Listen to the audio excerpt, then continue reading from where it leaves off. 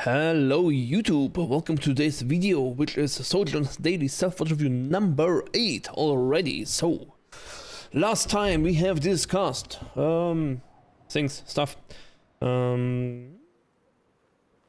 one thing was playing blind shields. The other thing was still risk management, is still our topic, like risk management in general. This one, just the finer details, the finer execution, of course, is a more questionable thing. We have played a few games. The interesting thing is that in the last game we actually tried to do the opposite. We tried to go a little bit more hardcore, try to really go for kills and stuff. It also kind of played out fine, honestly. It was actually a win where I tried to hardcore carry.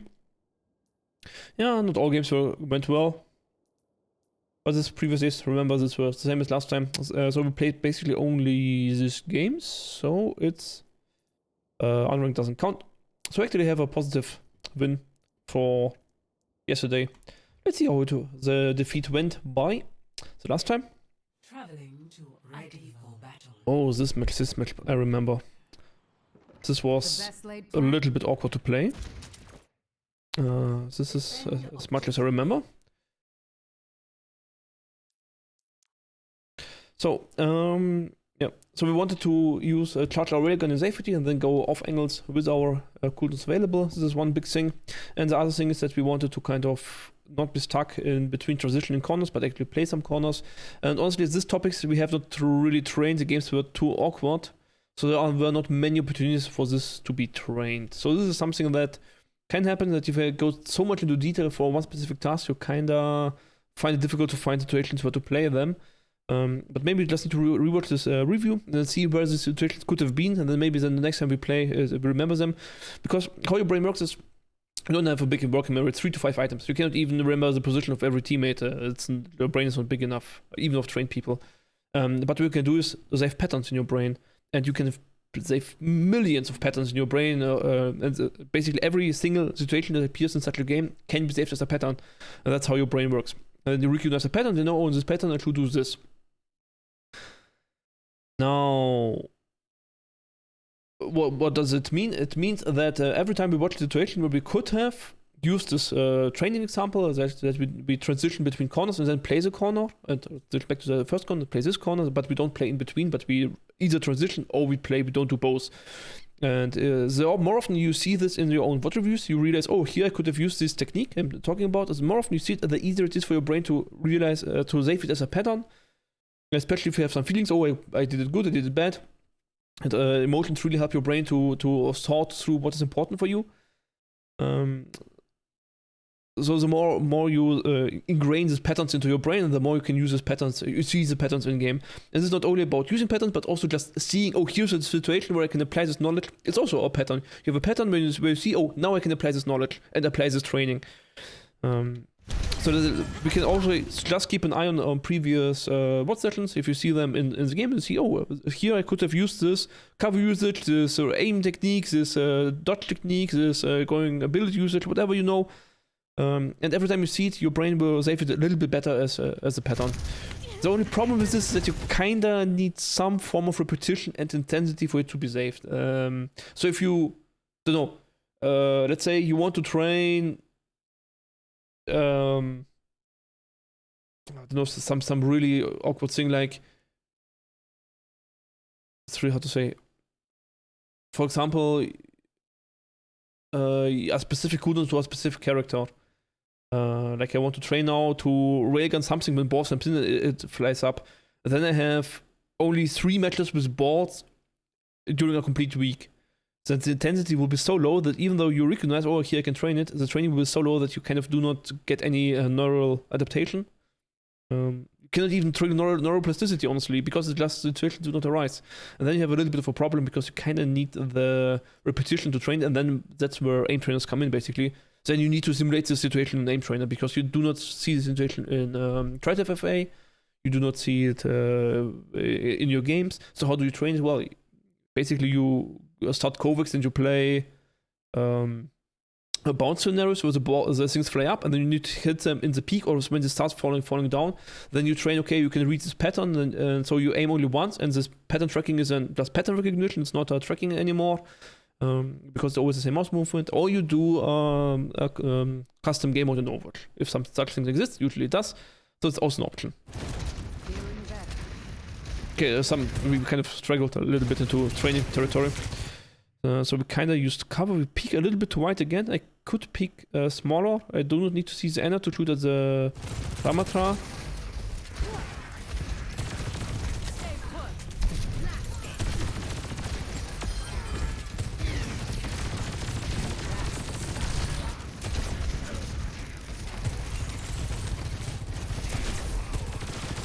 I kind of tend to walk straight forward in a line when I shoot my railgun. This is a bad habit I need to get rid of.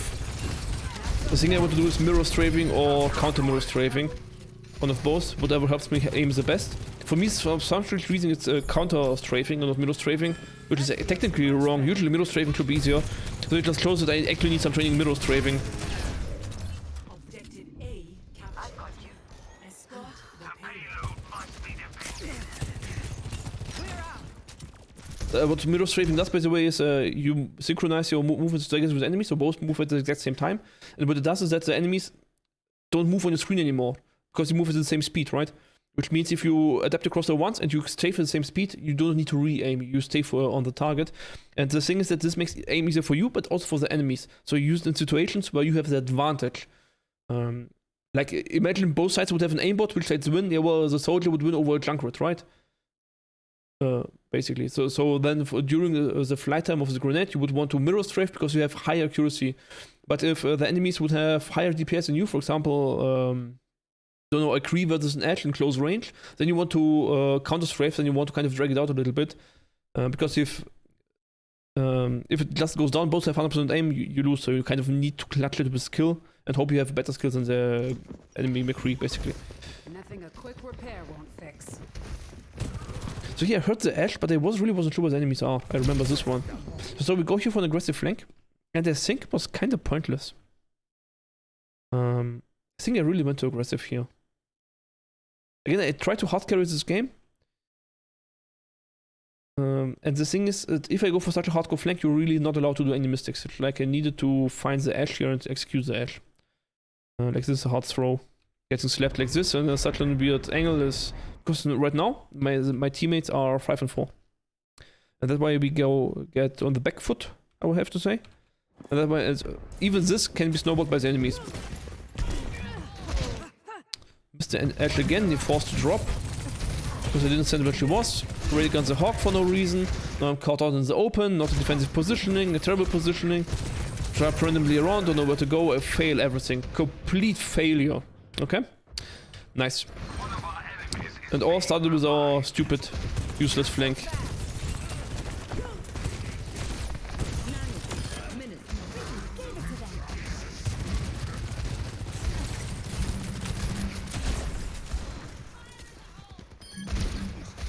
Oh, you will hump the corner there? Apparently that's a very sexy corner. Oh, I have very edgy gameplay. This ends now. Headshot! So this again was good. It was also kind of aggressive, but I had my railgun and I started a very strong position. Not sure if I needed to drop it though, but well, it kind of worked out because we instantly got a kill on the Mercy and there was a juicy Anna. So even if I would have just pressured the Anna, it should have been already enough to win. So that was kind of I would say the risk wasn't high that I lose, but also the reward wasn't because I didn't need to care anymore. So I kind of just had some leisure time I could waste for stupid stuff, and I just played stupidly for testing. Like, don't be afraid to experiment with things, by the way, that's totally fine. If you lose game because you're experimenting, that's totally fine. You learn something from it.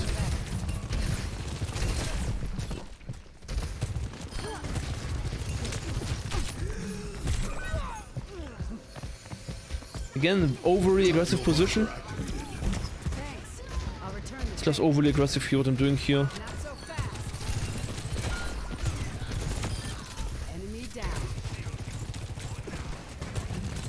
I wish I would have wished for a much rather push here. I really don't know why he didn't. Should have just put the Hawk towards 1, but Side cannot push us in when we are 2 on 3 or something. And now that's of course a mistake. But I just should have gone back, not fight them with Ramadan at all. Job after this. Didn't see the support hiding the corner during the game there. Okay. We just wait, that's fine. We might have waited a little bit too long. Maybe next time I should watch my team while I wait. Oh, how did I miss this Railgun? This is such a bad shot. Mostly, nah, I don't know, man. This was just scuffed engagement.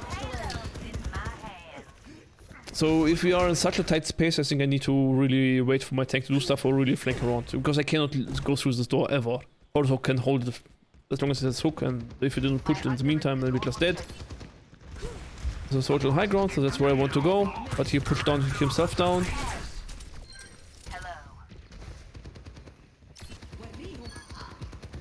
This ends now.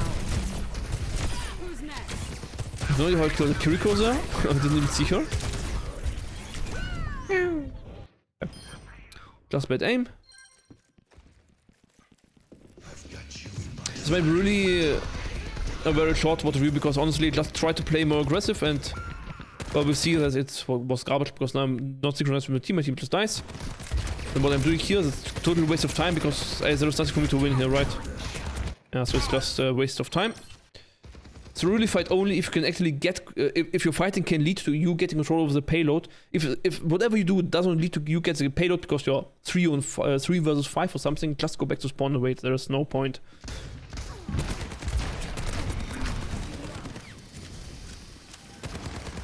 Well, with previous Sojourn, there was a point because you could still one-shot things, so you kind of had the pick potential, but it's really mostly gone. Like Soldier rockets have nearly the same pick potential as your railgun now. Mainly because you need to charge railgun, so enemies can decide to just disengage and then another enemy engage, and then it's just a terrible situation for you.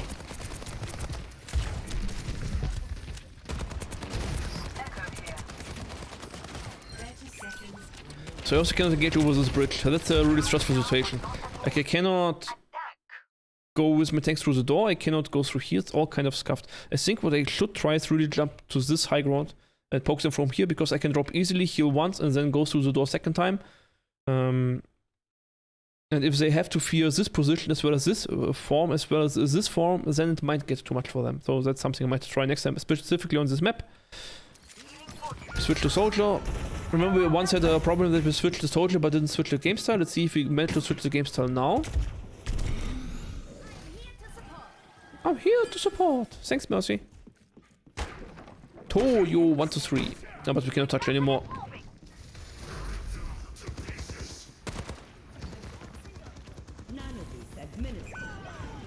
That's really me that needed to touch here.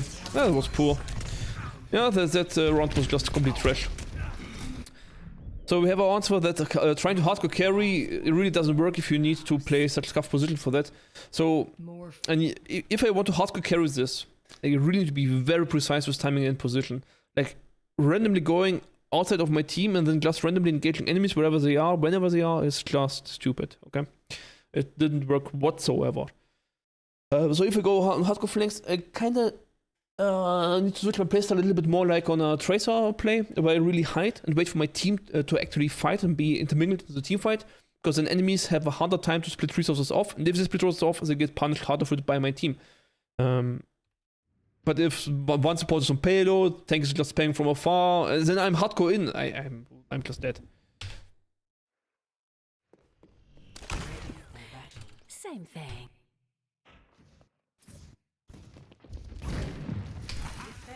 We also tried the Ashe gameplay, but we have terrible aim because we do not train Ashe enough.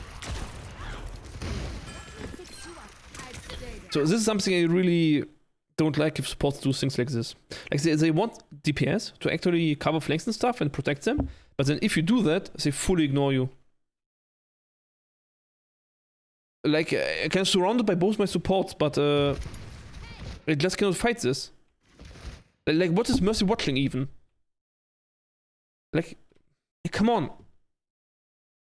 I'm the only target you see, my dude, and you, like, what are you doing? Like, why are you back here and you just let your only counter to Pharaoh die?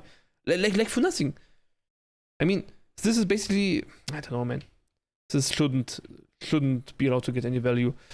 The thing is that I cannot really play cover for this because I want to play cover for the front. So I want to play this corner, but it always means to this side I'm open, there is no cover here. So it's kind of always cuffed.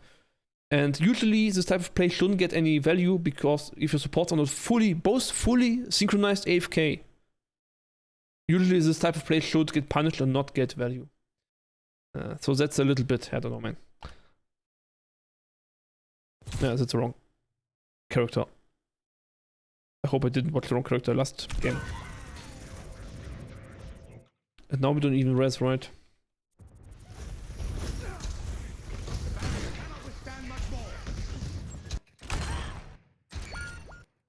Hey, hello. Good to see you. Hello, Anna, checking in. Yeah, but this is just something that happens with against Pharaohs or Gentleys actually quite often. That your supports kinda just don't react to your whatever being flanked. But honestly, that's the biggest counter to Tracer. It's not a Kree or something. It's a Mercy reacting to Tracer's flank. Because then basically Tracer cannot achieve anything while Mercy is alive and just pocketing. Well, unless it's a very good Tracer, of course. I mean, I'm talking below Masters, of course. But then at some point Tracer will get forced out, needs to be used to recall or too many blinks, then she needs to go out, and Mercy can go back and do her own stuff, and then you have a... so then, during Tracer's engagement, your team is kind of 4-on-4. You remove one support to trade for the Tracer, but then Tracer is gone, then you're 5-on-4 on the enemies, because the Mercy is fully back.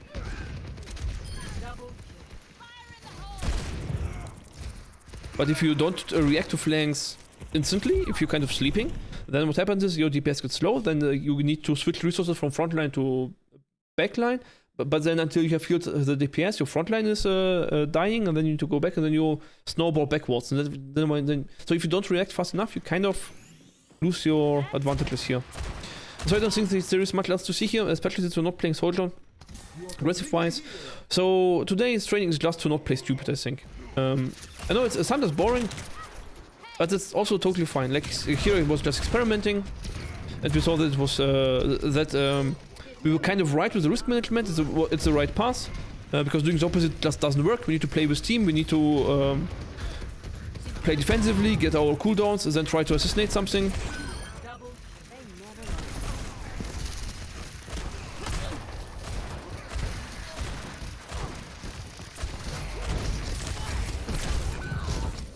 Also not a clue how this honestly happened.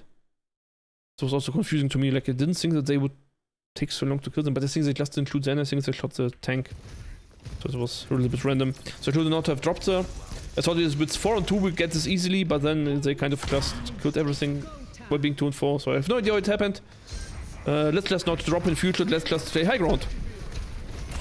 I'm scared of a barrage, that's why I'm focusing down, but it went out well.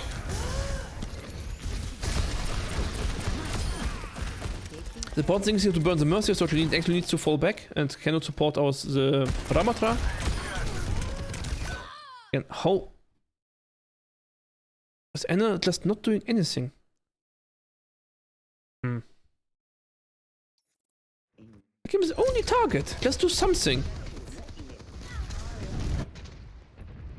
I still think trading 1-on-1 for Mercy is fine, and that's all I wanted there. Because we have the spawn advantage in this case. So I just want to trade with Mercy, and that's what I got. So I didn't expect to survive this anyway.